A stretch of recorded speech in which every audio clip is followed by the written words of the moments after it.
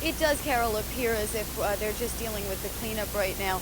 A little while ago, about 6 big white police trucks pulled down Cove Neck Road, taking victims' bodies away. It was a terrible sight, and that really marked the end of any rescue attempt, because police at that point determined that any bodies that were still left at the scene were in fact not survivors, and that all the survivors had been taken to the hospitals. They do say, however, that 4 people are still missing or unaccounted for, and they are still searching for those 4 people. Everything else, though, remains at this point cleanup. The sun is coming up over Cove Neck. It is still pouring, and that is going to hamper the rescue efforts, the cleanup efforts, I should say. But crews, firefighters who have been here for hours are beginning to leave. They're beginning to put this in perspective, which is taking its toll. You can see that this has been a very, very difficult difficult experience, even for the most hardened people who have seen, a lot of tragedy.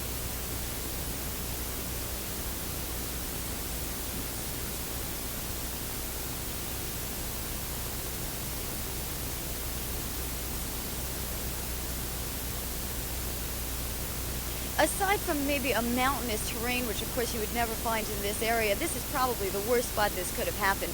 We are standing next to I don't even know if you could call it a 2-lane road. It really is a 1-lane road. As somebody described a little earlier, it really is like somebody's driveway. That is the main thoroughfare here, and it was bumper to bumper ambulances for a while. It was gridlock rescue workers, and that definitely hampered the rescue efforts. I asked firefighters a little while ago whether they thought that cost anybody lives, and they said that that would be impossible to speculate, but it certainly is not an easy place to get to.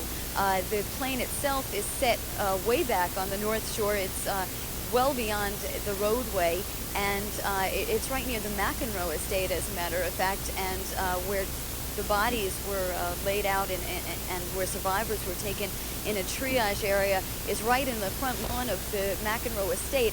What a scene. I really wish I could describe it in words, but pictures probably do it best. This huge estate, a beautiful area, a jacuzzi and tennis courts on one side, and then bodies covered with white bags right next to it. Just awful, Carol.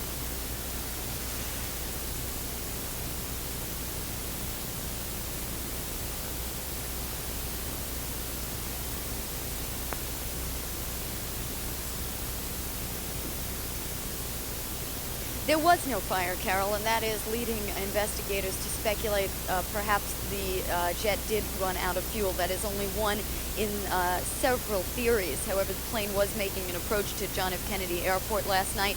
It aborted that first attempt, and it circled and was going to make a second attempt at landing when it crashed here on the North Shore. And because it did not erupt in flames, because there was no explosion, there is some speculation that perhaps that 10 or 15 extra minutes that it took to circle the island and make a second attempt at landing, perhaps it ran out of fuel. That is one of the theories. There are others that weather was a factor. It was very foggy last night, as everybody remembers.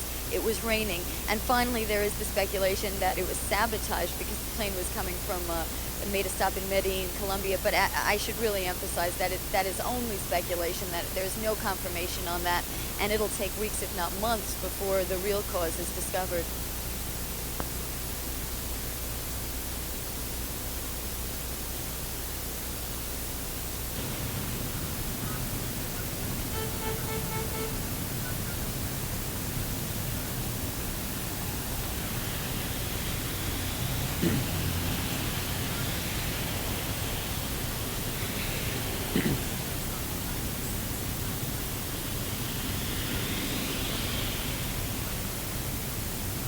That's right, Carol. Of course, the crash site was the most horrible thing imaginable, but in a different way and in its own way, this scene overnight here was just as horrible. Imagine the agony for these people, not knowing whether or not their mothers, fathers, brothers, and sisters were alive or not.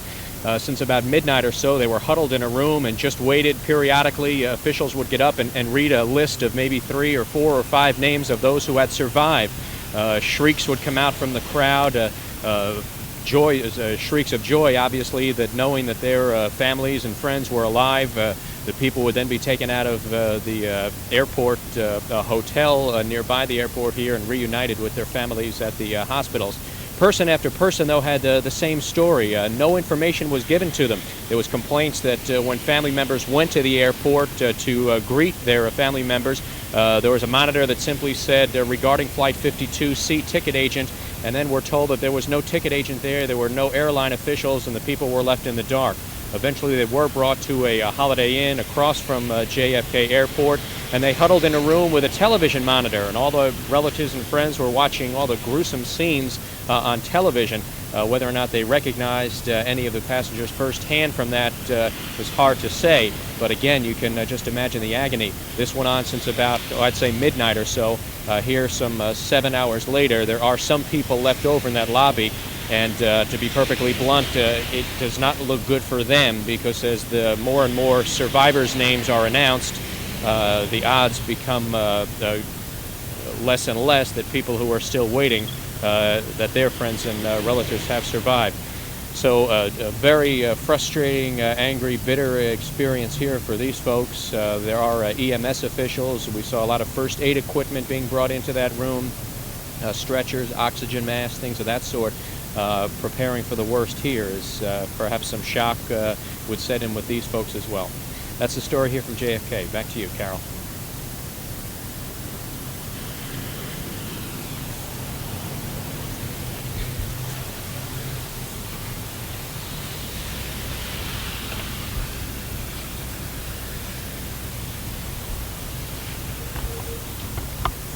For survivors, that gruesome test. Police are going to be lifting the plane with very heavy equipment that they will be bringing in a short while. They have to actually lift the 707 and check under it, and it's a job that they're hoping that they will find no other victims. The death toll stands at 67, as I said. Now, the black box, the data and voice recorder, has been recovered. That was taken from the wreckage, and that is en route to Washington, and that should lend some better idea as to why this happened. Right now, there really is only speculation. Police say that weather might have been a factor. It was a terrible rainstorm, terrible fog last night, and another theory is that the plane might have just run out of fuel. It was circling. It was trying to make a second landing attempt at John F. Kennedy Airport when it crashed here on the North Shore. Residents in this affluent area say they didn't even hear the crash. They said it just came from out of the blue. It was as if the plane just dropped out of the sky, and there was no explosion, no fireball. That suggests that perhaps there was no fuel on the plane. People here right now just at this point continuing in the cleanup effort. All the bodies have been taken to the morgue, a very horrific sight as the police vans rode down one after the other, filled with bodies. And for the next several hours, it will be an attempt to lift the plane. And of course, we'll be here to bring you the latest. In Kovneck, I'm Carolyn Gusoff reporting. Let's go back now to the studio. It's a highlight for you, said Carolyn. Investigators required to hear an explosion. That does suggest the fact that the county executive, a lot of us had consented earlier today, the pilot got to jump so smooth. Exactly, Carol. That is one of the theories. It would suggest that there was no fuel on the plane because, of course, on impact, any jet, the 707 that crashed would blow up. There would be a major explosion or fireball, and that didn't happen in this case, and it's very unusual. So either there was no fuel on the plane because they ran out of fuel, or the pilot dumped the fuel anticipating that he would have to make an emergency landing. Well, we see Carolyn there. It was just after 9:30 in the area near Kovneck.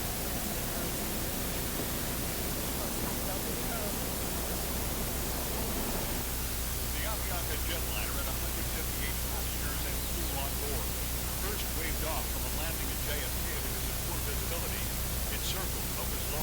One died shortly after arrival, and then two others died on the operating table about 2 hours later.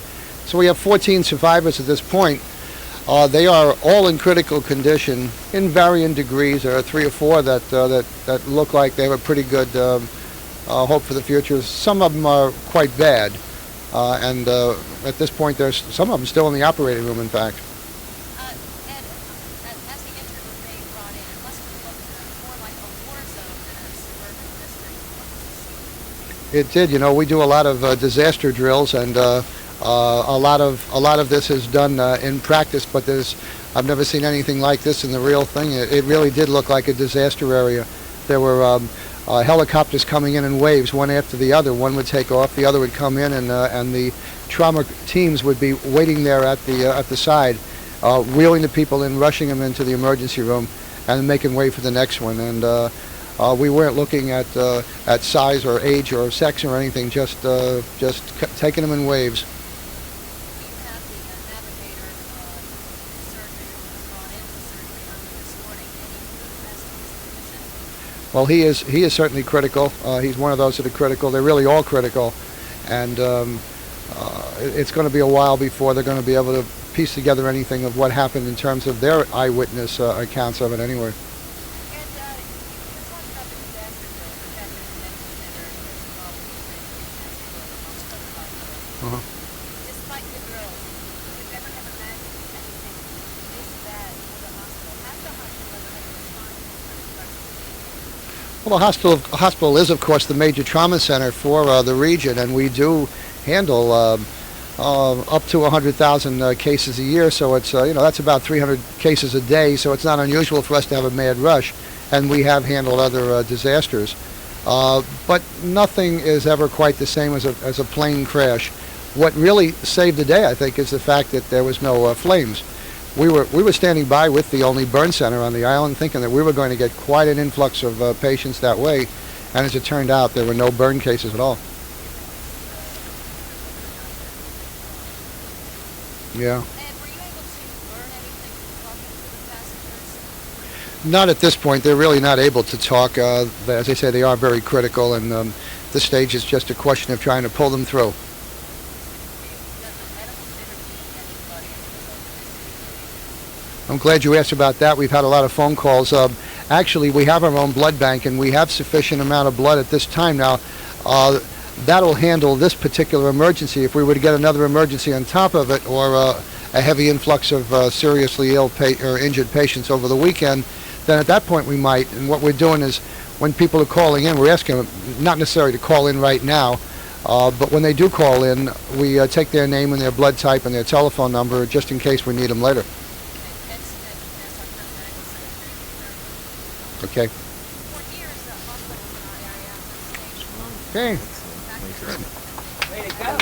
Guys, thanks a lot. You did a great job. That was beautiful. Yeah, what a nice setup. Yeah, that's. Donald's a genius, you know it. These guys did it all. Oh, sorry. You're all good. News 12, a major question was the weather in any way responsible for the crash of Avianca flight 222? We'll have Joe Johnson there. And we will continue to look at the largest plane crash there ever. You're looking straight out here, there's probably no bigger than the driveway, and that's one big problem we had. But we managed to put it all together with the help of all the neighboring fire departments. We did okay.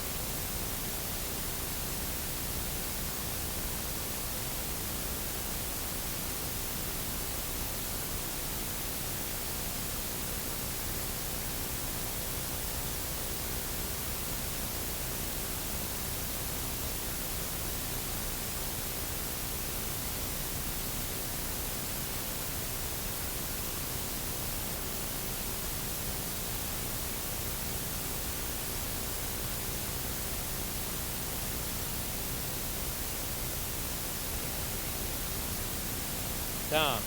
Hello, buddy. Oh, man, please. You gotta hear me. Can't hear me, Dom?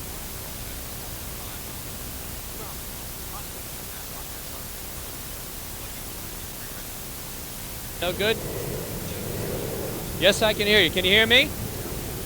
You can hear me. Listen, Dom, the roll cue for the SOTS, is it takes a lot of time. Okay.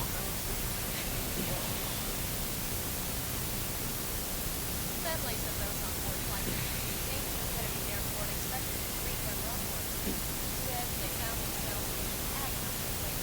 We've had Gusoff's Doug Dean at Kennedy over hours and hours. He's got the latest on the deadly situation there. Doug? Okay, thanks, Carol. You know, too many times through the years we've all seen plane crashes on the news. Who would ever think this would be in our own backyard? And you mentioned it being the worst plane disaster ever. It's worse, of course, on those who went through the ordeal and for the families and the agonizing wait. All of the people were brought to the Holiday Inn across from JFK Airport. We have some video of what that scene looked like through the night. You're going to see stretchers and oxygen tanks being brought into the room. That's for anyone who may have gone into shock. You can just imagine the ordeal that these people went through. Priests and rabbis were there consoling people. What a dramatic scene it was. There was a podium. Every now and then an official would get up to that podium and read off a name or two. Those words, the name would be of a survivor and what hospital he or she was at. A shriek of joy would come out. The person would then leave and be brought to the hospital. But from the complaints constantly that the information was very slow in coming, the information very slow in coming. Emergency workers say finding out about survivors is something that just takes an awful lot of time.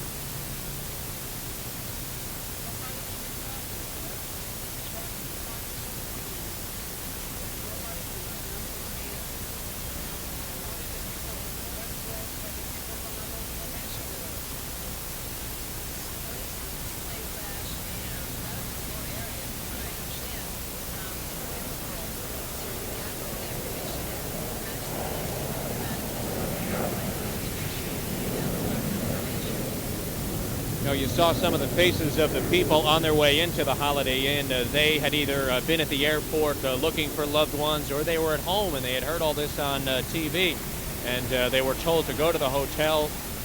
Some of the people, as a matter of fact, their relatives, it turns out, was not on the plane. They were on a waiting list. There was one good news, one lady coming out very relieved. A relative of hers was supposed to be on the plane but never got on. She was just on the waiting list. Then you saw the faces of people coming out of the hotel and just relief. You saw tears of joy and relief coming out. They were on their way to the hospital, and even though some of their relatives very badly injured, at least the knowledge that they had lived through the ordeal of Flight 52. Back to you, Carol and Roma. We've got some incredible footage, Doug, of one woman, well footage of her husband and son pulled from the plane from dead. Yeah, well, all they had to go by, really, in the room in the hotel was the TV. They all watched anxiously, and as you saw, there was some News 12 footage of some very close-up of some of the passengers, but at least here at the airport hotel, we didn't see any visible reaction from anybody who had recognized anybody, but still, you saw their faces glued to the screen, you know, just waiting and wondering and kind of hoping whether or not they'd recognize someone. And compounding the problem, it must have been the language barrier. Most of them only speak Spanish? I wouldn't say most of them, but there were definitely a good number. Of course, reporters were trying to talk to as many people as possible, and many times you just got a nervous smile and a hand up, and you could tell that they just didn't understand what was going on. But yeah, just a lot of confusion there as well. I heard a lot of interpreters being brought in, trying to calm some people, people talking in English, people talking in Spanish. Quite a chaotic scene here.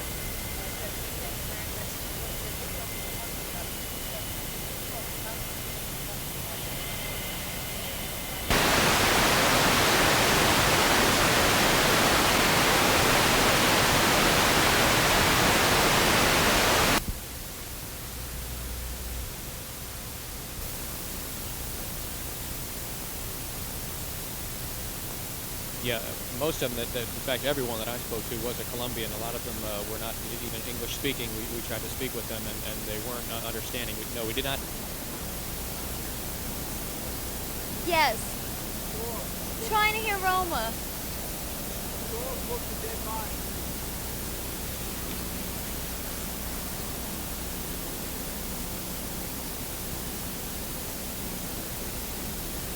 Roma, this is the road where rescue crews are now returning from. Just up this road, about 3/4 of a mile, is the wreckage of Avianca Flight 52. And just as you can see, crews are coming down the hill right now with dogs in some cases, police dogs. We're told that police dogs are searching for some victims' bodies. Our latest count is that 66 people have died. At least 85 people have been taken to the hospital, and 4 people are still missing. So we are to assume that those police dogs are still searching for those 4 missing people. Perhaps they are survivors. We don't know yet. The scene up at the top of the hill is really filled with rescue workers and still emergency personnel, although they're not doing any more rescue work at this time. They're really in the midst of the investigation phase. And I see right now Thomas Galata, Nassau County Executive, is on the scene. He just returned from the site of the crash. Mr. Galata, what can you tell us in terms of what's going on there now? Well, as you know, I've been here along with many others since 9:30 last night, but the scene this morning looks dramatically different from what it did last night. Seeing it during the daytime, you're able to see how the plane just sheared off the top of the trees, and it is much more densely populated than it appeared in the evening. In fact, the plane in coming in just missed the roofs of several houses in its flight path. So I think in many respects, even though it's a terrible, terrible tragedy and we lost many lives, in many respects we're very fortunate, both in terms of the survivors and in terms of the failure to injure residents in the area. In daylight, can you get any better idea of what happened to the plane? We've been reporting that it broke into several pieces. What were you able to see? I understand that the federal officials have regained the black box, and several members, or at least one member of the crew, while in very, very critical condition, is at Nassau County Medical Center and has survived. So they're very hopeful that between the black box and between talking to the survivors and the member of the cockpit crew who did survive, that they're going to be able to put the pieces of the puzzle together. Thank you very much, Thomas Galata. We are going to head now up that hill to see the latest situation, but you could see how narrow this road is, and it's not hard to wonder why it was a problem getting crews here, although crews worked, they say, in excellent fashion. Really, if nothing went wrong in terms of the rescue effort, because the conditions were so adverse between the weather and the size of these roads and the amount of rescue personnel that had to get up to the scene. It really is remarkable that so many people survived. And I spoke with one person who lives right around here and who witnessed right after the crash, and the way he described it is the plane just fell out of the sky. I'm Carolyn Gusoff reporting. Let's go back now to the studio.